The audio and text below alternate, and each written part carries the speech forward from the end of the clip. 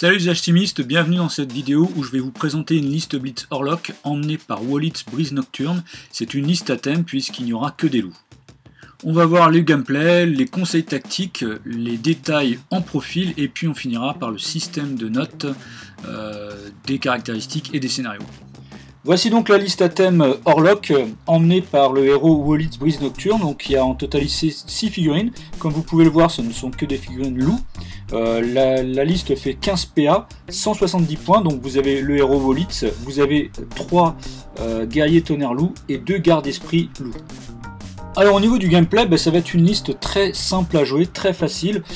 D'une part, vous avez que 3 profils différents, donc vous avez le profil du héros, vous avez en fait le profil du guerrier tonnerre loup, voilà, où vous avez 3 figurines antiques, et ensuite les 2 gardes esprit loup, donc en totalité vous avez 3 profils, donc liste simple à jouer, à maîtriser. En plus, voilà, il n'y a pas trop de, pas trop d'effets, il n'y a pas d'alchimie, etc. Donc c'est très simple, c'est une liste, qui est toute en puissance. Vous avez vraiment une énorme puissance de combat avec cette liste, notamment parce que le héros déjà est super costaud. Les loups aussi, vous allez voir, aussi sont super costauds au combat. Et puis les 2 gardes esprit loups, ils ont quand même 3 PA et ils peuvent aussi combattre, ils sont plutôt pas mal aussi, quoi. Donc déjà, première chose, c'est vraiment une puissance de combat vraiment super forte. Ensuite, vous avez la furtivité. Le héros est furtif et il donne la furtivité aux 3 guerriers tonnerre loup. Du coup, ça c'est un très bon avantage aussi. Et puis la dernière chose, en fait, la protection grâce aux 2 gardes esprit qui possèdent la compétence garde. On va voir un petit peu après ce que c'est. Donc voilà, ça combine la puissance de combat, la protection et la furtivité. Donc c'est une liste très simple à jouer et tout en puissance. Donc au niveau des conseils tactiques que je peux vous donner sur cette liste, la première chose, c'est le déploiement. Alors comme le héros et ses 3 figurines guerrier tonnerre loup sont furtifs, déjà la première chose, effectivement, au déploiement, profitez de la furtivité parce que vous allez pouvoir vous déployer une fois que toutes les figurines ennemies seront déployées avec ces 4 figurines là. Donc profitez de ça pour vous déployer évidemment en fonction du déploiement de votre adversaire. Donc ça c'est déjà en fait un premier avantage. Profitez bien de cet avantage là. Ensuite, avec votre force de frappe très très forte qui est Wallit's et les 3 guerriers tonnerre loup, profitez-en pour éliminer au moins 2 figurines adverses. Souvent vous allez jouer contre 6-7 figurines, les listes Blitz sont en moyenne un petit peu ça. Profitez, voilà, essayez avec cette force de frappe que vous avez d'éliminer 2 figurines. Comme ça, ça vous donnera l'avantage ensuite sur le scénario. Et avec les 2 gardes esprit, là je dirais dans un premier temps jouer le scénario et puis protéger une des figurines qui doit protéger votre héros. Et ils peuvent aussi bien sûr appuyer le combat. Donc voilà, vous voyez, c'est une stratégie d'une manière globale assez simple. Alors on voit maintenant les profils au détail. Donc on va commencer avec le héros Wallit's Breeze Nocturne. Donc lui, il vaut 45 points. Donc voilà, il joue le symbole dans la nation Orlok. Il a en totalité donc 10 points de vie, donc 4 blancs, 3 jaunes, 3 rouges. Il a 8 en esprit, 5 en réflexe, 6 en combat, 11 en défense. Il a 3 points d'action. Ses valeurs de mouvement sont 4, 6, 10, donc 4 en marche, 6 en charge, 10 en course. C'est une taille 2. Il a l'enchaînement, la furtivité, il est leader du loup. Et ses tables de dommages, c'est 2, 3, 4, 4, 5, 5. Donc vous voyez, 45 points, 3 PA. Ça peut paraître assez cher, mais sincèrement, pour les stats qu'il a et la puissance qu'il a, le coût, je dirais, est complètement normal et justifié. 5 en réflexe, vous voyez, 6 en combat, 11 en défense. Vraiment, c'est des stats très hautes, bien au-dessus de la moyenne. L'enchaînement, donc j'explique que c'est la première compétence qu'il a. Donc quand une figurine dotée de cette compétence réussit un jet de combat lors d'une carte de combat d'attaque, qu'elle ait infligé des dommages ou non, elle peut tenter immédiatement et gratuitement un second jet de combat contre le même adversaire avant que celui-ci ne puisse répliquer. Pour le second jet de combat, l'adversaire est inactif et les dommages sont décalés une colonne à gauche dans le tableau de dommages. Elle ne peut obtenir qu'un jet de combat supplémentaire par carte de combat jouée. Donc c'est-à-dire que lorsqu'il est en combat, s'il arrive en fait à passer la défense adverse, parce que quelquefois il peut arriver qu'il n'y ait pas de dégâts, parce que pour certaines compétences ou des choses comme ça, c'est assez rare mais ça peut arriver, et bien une fois qu'il a passé la défense adverse, je dirais de façon normale, il fait des dégâts, donc suivant la table de dommages, il va faire 2, 3, 4, 4 ou 5, 5, et vous relancez tout de suite 2 dés, sans bonus, malus, et si vous arrivez à blesser de nouveau, et bien vous appliquez en fait les dommages donnés par les dés décalés à gauche. Donc potentiellement, je veux dire, il peut faire entre 4 dommages et 10 dommages. Et 10 dommages, évidemment, si vous avez fait un 5 de dommages dans le premier jet de combat et que vous refaites une double masse dans le deuxième. Mais c'est réalisable. Donc vous voyez, le potentiel de puissance est vraiment super fort. Surtout qu'en plus, avec un 6 de combat, il va franchement passer de façon très facile. Il va passer un peu toutes les défenses adverses. Il n'y a pas grand chose qui lui résiste. Et donc vraiment en 1 PA, il peut facilement tuer une figurine qui a 9 points de vie. C'est tout à fait possible en fait. Ensuite, la furtivité. Donc une figurine dotée de cette compétence peut être déployée après toutes les autres figurines, ça c'est ce que je vous expliquais. Elle est toujours considérée comme étant un couvert pour les tirs et peut réagir pour faire perdre le bonus de visée d'un tireur qui la cible, même si cette réaction ne l'amène pas derrière un couvert réel, décor, etc. De plus, elle ne peut être chargée ou engagée par une figurine adverse se trouvant à plus de 4 pouces d'elle. Si une figurine déclare une charge ou un engagement contre elle et qu'elle se trouve à plus de 4 pouces, la charge ou l'engagement est raté. Elle effectue une marche sans se placer au contact de la figurine furtive. Donc je vais expliquer un petit peu tout ça. Donc une figurine dotée de cette compétence peut être déployée après toutes les autres figurines, ça c'est ce que j'expliquais, c'est-à-dire lors du déploiement, votre adversaire va devoir déployer, vous devrez déployer vos 2 gardes d'esprit, mais pour toutes les autres figurines, et notamment le héros, et aussi parce que les 3 guerriers tonnerre loup sont furtifs, il va devoir déployer ensuite toutes ces figurines, ce qui fait que vous pourrez déployer vos figurines furtives une fois qu'il aura déployé toutes ces figurines. Ensuite, elle est toujours considérée comme étant un couvert pour les tirs et peut réagir pour faire perdre le bonus de visée d'un tireur qui la cible, même si cette réaction ne l'amène pas derrière un couvert réel. Donc, j'explique. Normalement, en temps normal, un couvert, si la figurine est ici, entre guillemets, au milieu du terrain, la figurine ne bénéficie pas de couvert. Il faut être à 1 pouce ou moins derrière un décor, ou à 1 pouce ou moins derrière une figurine, ou à 1 pouce ou moins derrière un objectif de taille 1, par exemple une borne. Vous allez être derrière une borne, vous serez à couvert. Sauf que, en étant furtif, même si vous êtes en plein milieu du terrain, eh bien vous avez en fait un couvert entre guillemets naturel. C'est-à-dire que si on vous tire dessus, vous avez le droit à un jet de couvert. Je rappelle le jet de couvert, c'est en fonction de la taille de la figurine.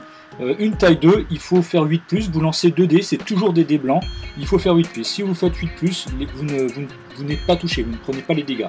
Une figurine qui est taille 3, c'est du 10+, évidemment c'est plus difficile, et une figurine qui est taille 1, donc qui est plus petite, c'est du 6+. Donc évidemment, plus une figurine est plus petite, et plus elle aura de chances de réussir son jet de couvert. Donc je rappelle, même si vous êtes en milieu de terrain, vous avez le droit à un jet de couvert.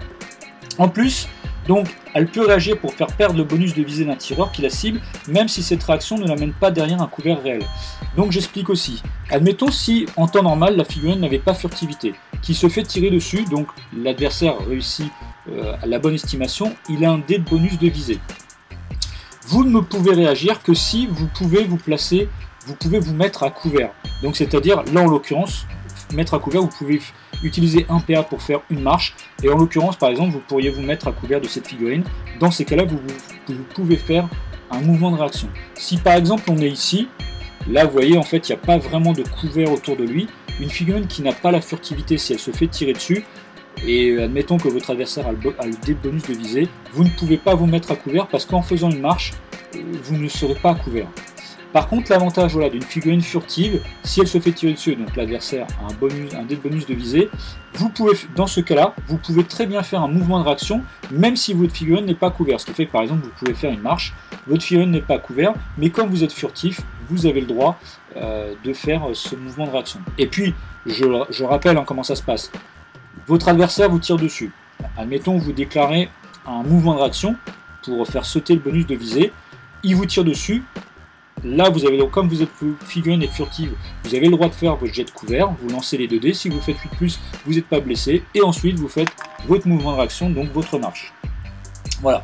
Donc de plus, elle ne peut être chargée ou engagée par une figurine adverse se trouvant à plus de 4 pouces d'elle. Donc là, vous voyez, c'est très simple. Une figurine, par exemple, qui est ici, qui va vouloir le charger, s'il est à plus de 4 pouces de la figurine, donc on ne peut pas, une figurine comme ça, comme un loup, il peut charger jusqu'à 6 pouces. Mais si vous vous trouvez à plus de 4 pouces d'une figurine furtive, eh bien vous ratez votre charge. Donc dans ces cas-là, vous faites une marche en direction de la figurine de 4 pouces, sans pouvoir vous mettre au contact. Donc voilà, ce qui fait que Ça lui donne aussi une espèce de protection. Il y a des fois des figurines qui vont charger à 7 pouces, des fois, alors par exemple je prends le cas de la lame de la garde optique qui charge à 12 pouces, bah, il devra se placer à 4 pouces ou moins pour pouvoir charger une figurine furtive. Donc vous voyez, c'est aussi un énorme avantage. Voilà, donc voilà pour l'explication de la furtivité. Ensuite, donc la dernière compétence, leader du loup. Donc lorsque Wolitz est recruté, tous les guerriers tonnerres du loup, donc ces 3 figurines-là, acquièrent la compétence furtivité tant que Wolitz est vivant. Alors attention, tant que Wolitz est vivant. Si maintenant Wolitz meurt, eh bien les 3 guerriers tonnerres loup n'auront plus la furtivité.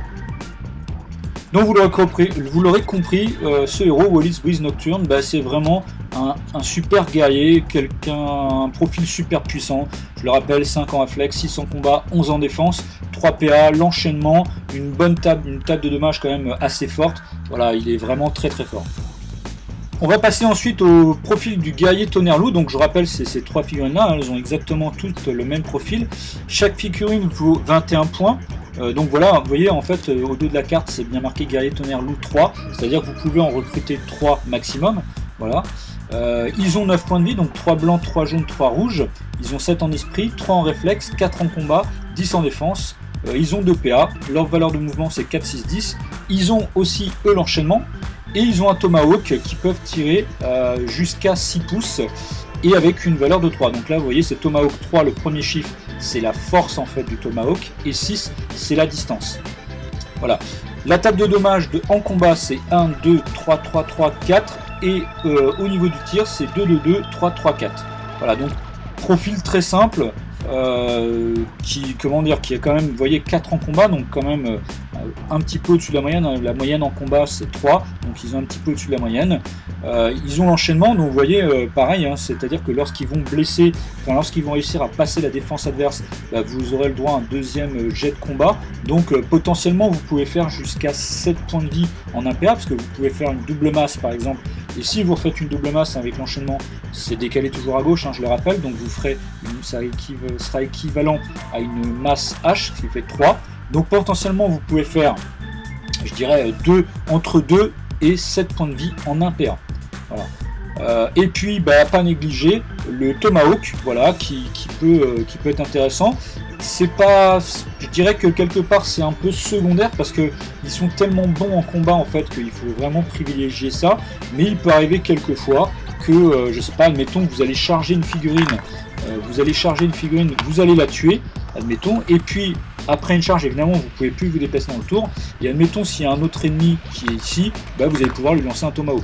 Voilà, c'est tout à fait la configuration. Donc voilà, pour résumer, c'est un profil très simple à jouer, un bon profil de guerrier qui est vraiment très fort. Contre les troupes adverses, vous avez pas trop à craindre. Contre les troupes élites, bah, ils font le taf aussi. Évidemment, après, contre les héros, vous aurez un petit peu plus de mal.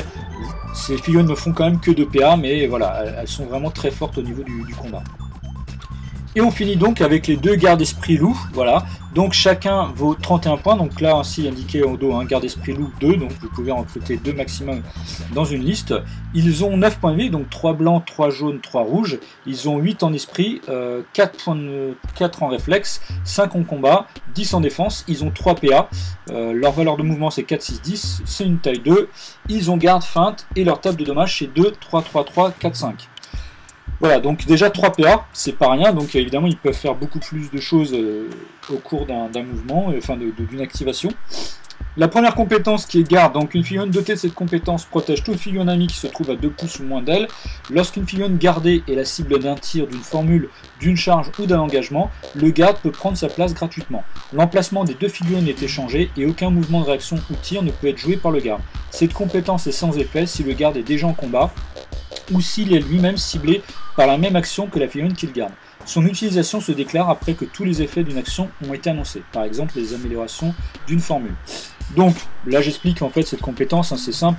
Admettons le garde est ici, une figurine veut charger Wolitz, vous pouvez, comme vous êtes à 2 pouces ou moins de Wolitz, dans ces cas-là interchanger la place des 2 figurines. C'est ça qu'on applique la garde.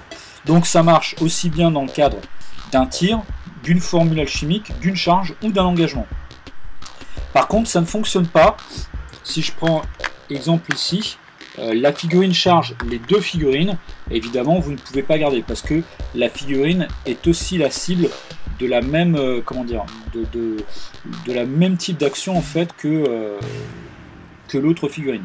Et évidemment si vous êtes déjà en combat, si admettons on prend ici un cas, la figurine est en combat, Wallitz par exemple serait ici, et bien vous ne pouvez pas garder Wallitz parce que vous êtes déjà en combat.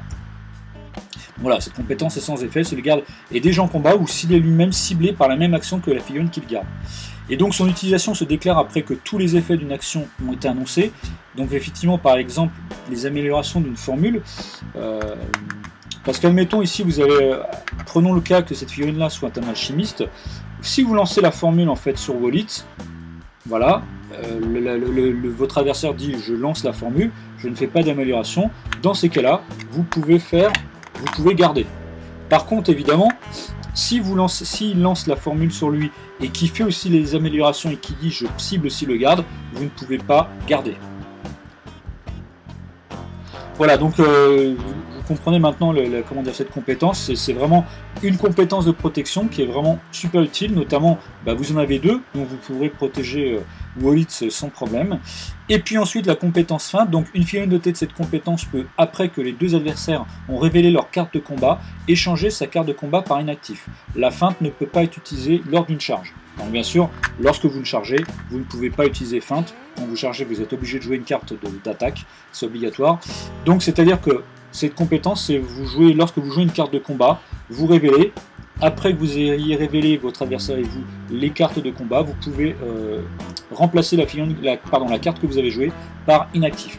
Donc ça par exemple c'est super intéressant. Pourquoi? Parce que notamment vous allez pouvoir jouer la parade aussi avec ces profils. Comme ils ont 5 en combat, n'hésitez pas à jouer les parades contre des petites troupes qui vont plutôt avoir 3 en combat. Voilà. Et du coup, si votre adversaire voit que vous faites souvent des parades, il va pouvoir faire par exemple vouloir bluffer et faire inactif. Et dans ces cas-là, quand vous révélez les cartes, s'il fait inactif et que vous faites parade, vous remplacez votre carte parade par inactif et du coup l'activation de sa carte s'arrête et c'est à vous de jouer. Voilà, donc un autre petit avantage en fait sur ce profil. Donc voilà, c'est un profil élite, 3 PA, une bonne table de dommages, quand même 5 en combat, 4 en réflexe. Bon par contre il faut faire attention, ils ont que 10 en défense, donc il faudra faire attention, ils sont quand même facilement touchables, mais si vous les jouez bien, et que vous les mettez quand même dans une phase de protection, ou bien même, comme j'expliquais, de jouer les parades, vous allez pouvoir améliorer la longévité en fait de ces deux figurines. On va passer maintenant au système de notation sur les caractéristiques. Donc au niveau des points de vie, on commence par les points de vie. Donc en totalité vous avez 55 points de vie pour 6 figurines, c'est une moyenne, un ratio de 9,1, donc c'est une note de 6 sur 10. Au niveau de l'esprit, vous cumulez 45 points pour 6 figurines, c'est un ratio de 7,5 par figurine, c'est une note de 6 sur 10. Au niveau des réflexes, vous cumulez 22 points pour 6 figurines, c'est une moyenne de 3,6 par figurine, du coup c'est une note de 4 sur 10. Au niveau du combat, vous avez 28 points pour 6 figurines, donc c'est une note de 4,6 par figurine, c'est donc une note de 6 sur 10. Au niveau de la défense, vous avez 61 points pour ces figurines, donc c'est à peu près 10 de défense par figurine, c'est une note de 5 sur 10.